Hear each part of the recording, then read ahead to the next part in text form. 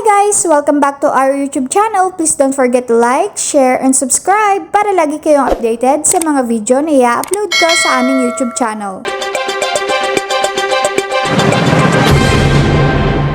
Okay, nabanggit po ninyo yung milestone na cash gift. So, ibig sabihin nun, halimbawa, tumanggap siya ng 10,000 ng 80 years old, tatanggap din po ba siya ng 10,000 kapag ka 85 years old, 90 years old, and 95 years old? Yun po ba yung proseso or isahang tanggap lang po yan?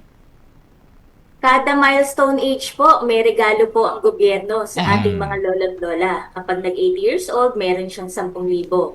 Pag nag-85, meron pa rin po. Pag 90, 95, tig 10 pa rin po yun. At pag nag-100 years old po, 100,000 po yun. Opo. Pero ito po ay hindi automatic. Kasi baka yung iba mag-expect na, ako, 80 years old na ako, bibigyan ako ng 10,000 ng gobyerno. So, no application, no cash gift. So, kapag hindi nag-apply, talagang hindi sila makatatanggap.